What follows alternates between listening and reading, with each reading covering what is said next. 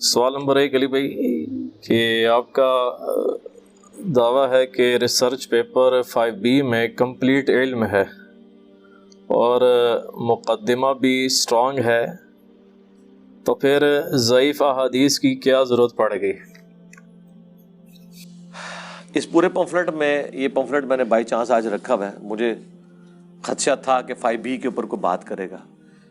5B میں کوئی ایک حدیث بھی ایسی نہیں ہے جسے کسی محدث نے صحیح نہ کہا ہو۔ یہ ضرور ہو سکتا ہے کہ کوئی حدیث اس میں ایسی ہو جسے امام ترمذی صحیح کہتے ہوں اور شیخ زبیر علی زئی صاحب ضعیف کہتے ہوں، یا امام البانی اسے ضعیف کہتے ہوں اور زبیر علی زئی صاحب اسے صحیح کہتے ہوں۔ اگر کوئی ایک روایت بھی ایسی موجود ہے جس کے اوپر محدث کی تحکیم نہیں لگی ہوئی تو آپ کا ہاتھ اور ہمارا گریبان۔ دوسری بات، اس سرچ پیپر میں نے 200+ احادیث کربلا کے دفاع میں اور اس کے پس منظر کے دفاع میں لی ہیں، میجورٹی بخاری اور مسلم سے ہیں، اس کے اوپر تو اتفاق ہے اہل سنت کا۔ رہ گئی ادر دین بخاری اور مسلم، ترمذی سے، ابو داؤد سے، نسائی سے، ابن ماجہ سے، مسند احمد سے، المستدرک للحاکم سے۔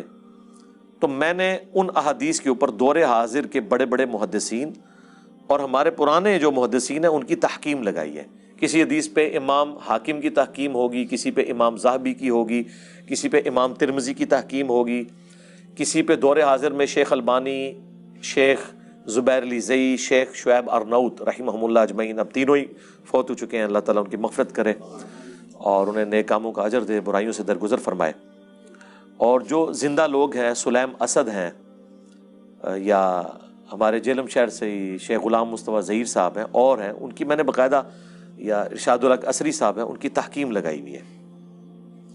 اگر کسی حدیث کی صحت کے حوالے سے آپ کو کوئی ریزرویشن ہے تو وہ جو تحکیم لگانے والے ہیں وہ ان کے ساتھ جا کے ڈسکشن کریں، ہمارے ساتھ اس کے اوپر ڈسکشن نہیں ہوگی، کیونکہ ہم نے محدثین کی تحکیم لگا کے ہم بری ذمہ ہو گئے، کیونکہ ہم جن کے سامنے مقدمہ رکھ رہے ہیں وہ ان محدثین کو اپنا پیشوا مانتے ہیں۔ رہ گئے بریلوی اور دیوبندی، وہ تو ہر طرح کی حدیث ہی مان لیتے ہیں، صرف اہل حدیث کو ہوتا ہے کہ اس کے اوپر تو فلاں امام کی یہ جرح ہے، فلاں کی تحکیم دکھائیں، تو انہی کے لیے ہم نے یہ تحکیم لگائی ہوئی تھی ادر دین بخاری اور مسلم کے۔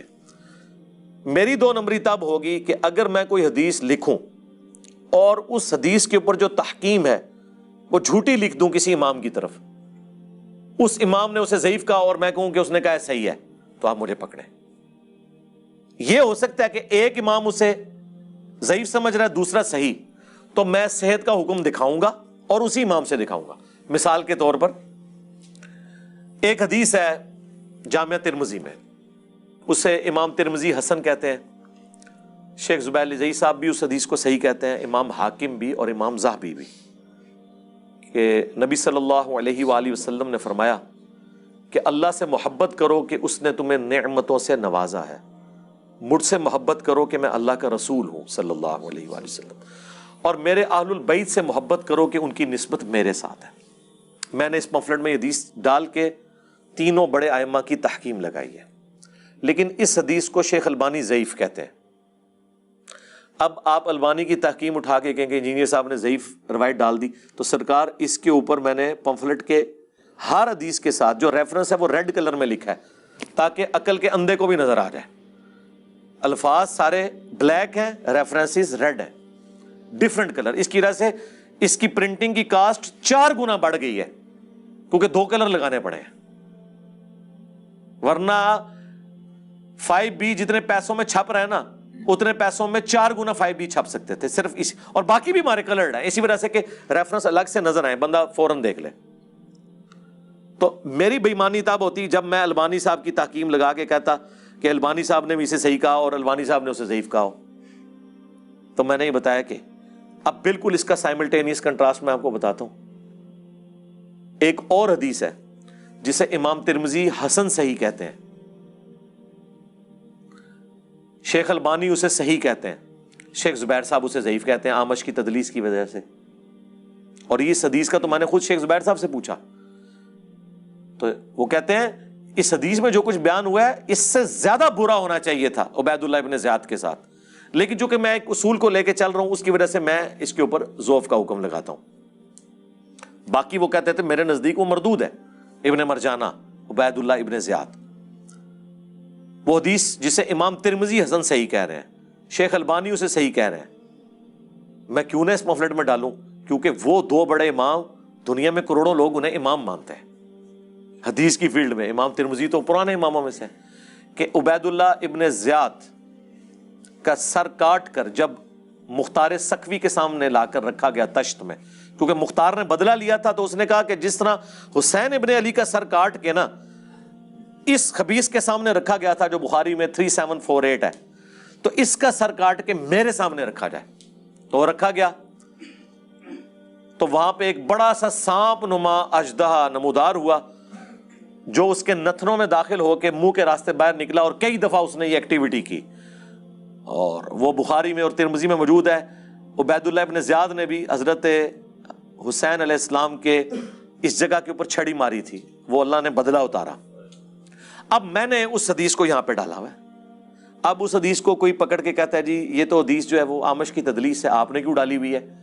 اس لیے کہ بڑے ائمہ میں سے کئی ائمہ ہیں جو آمش کی تدلیس سے صرف نظر کرتے ہیں، چاہے امام ذہبی ہوں، امام حاکم ہوں، اہل حدیث کے بڑے امام ارشاد الحق اثری صاحب ہوں، شیخ البانی ہوں، امام ترمذی ہوں، تو ان کے ماننے والے کروڑوں لوگ ہیں۔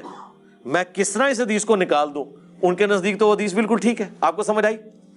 لہٰذا اس پہ جو میں نے لکھا ہے نا، یہ تمام روایتیں صحیح الاسناد ہیں محدثین کے ہاں۔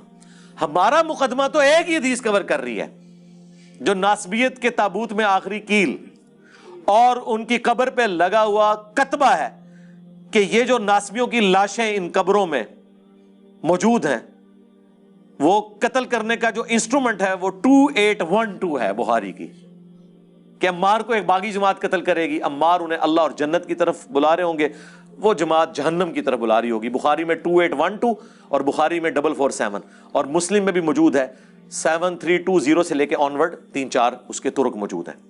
یہ ایک حدیث پورے مقدمے کو کلیئر کرتی ہے، اور اس چیز کو بھی کلیئر کرتی ہے جو یہ کہتے ہیں جی ایسی باتیں کرنی نہیں چاہیے۔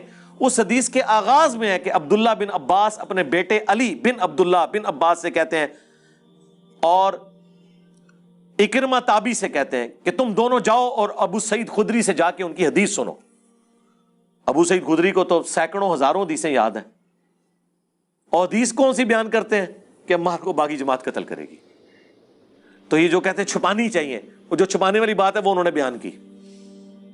سبحان اللہ و بحمدہ سبحان اللہ العظیم کی فضیلت نہیں ان کو سنائی، کیونکہ اس زمانے میں حضرت علی کے اوپر سب و شتم ہو رہا تھا، تو ابو سعید خدری نے حضرت علی کی شان میں، عمار ابن یاسر کی شان میں روایت کو ہائی لائٹ کیا۔ تو جس زمانے میں جو ضرورت ہوتی ہے وہ کرنی پڑتی ہے، اللہ کے فضل سے ہم کر رہے ہیں، اللہ کا شکر ہے الحمدللہ۔ تو یہ میں کلیئر کر دوں۔ اب اس کے اوپر کہنا کہ یہ کوئی بےایمانی کی ہے، یہ بےایمانی تو تب ہو جب ہم یہ بات ہائی لائٹ نہ کر رہے ہوں کہ یہ حدیث جو ہے وہ جھوٹ باندھے ہم کہ اس حدیث کو امام ترمذی نے صحیح کہا اور امام ترمذی نے نہ کہا ہو۔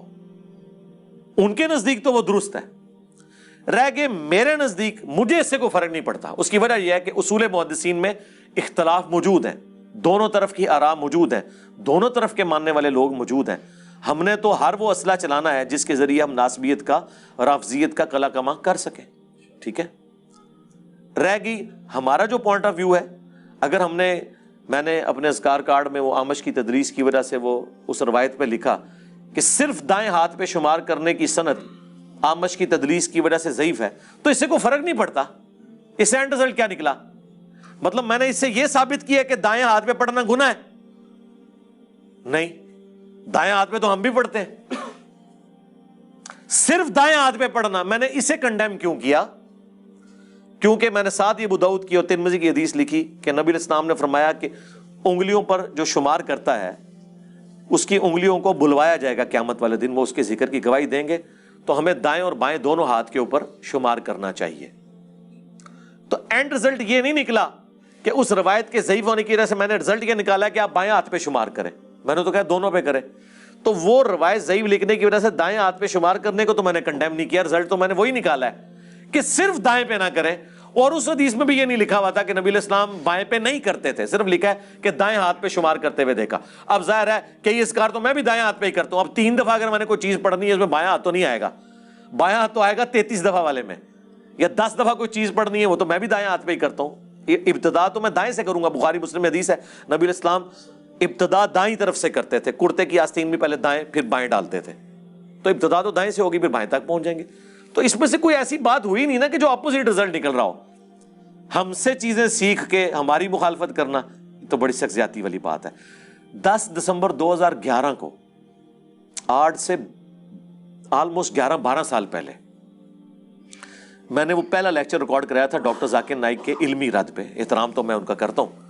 حسینیت اور یزیدیت کا تحقیقی جائزہ، ویب کیم پہ ریکارڈ ہوا تھا، مسئلہ 61. یہ ساری باتیں میں نے اس میں بھی بتائی ہوئی ہیں، پہلے دن سے یہ باتیں بتا رہا ہوں. اس میں نے عبید اللہ ابن زیاد والی روایت بیان کی اور اس کے اندر سکم بھی بتایا کہ البانی سے صحیح کہتے ہیں، ترمذی سے صحیح کہتے ہیں، شیخ زبیر صاحب. ہم نے تو کبھی کتمان حق کیے ہی نہیں اس حوالے سے. ہم نے بتا دیا کہ صحت کا حکم، جس کو البانی کی تحقیق کے اوپر تسلی ہے وہ ان کی تحکیم لے لے، جن کو زبیر زئی صاحب کی تحکیم کے اوپر ہے وہ ان پہ لے لے. اور میجارٹی تو ایسی ہیں جو متفقن علیہ ہیں، دونوں ان بڑے ائمہ کے نزدیک وہ روایتیں ٹھیک ہیں. اور بخاری مسلم سے ہمارا مین مقدمہ ثابت ہو رہا ہے. تو ہم نے کوئی 2 نمبری نہیں کی ہوئی ہے، اسے 2 نمبری بنا کے پیش نہ کریں.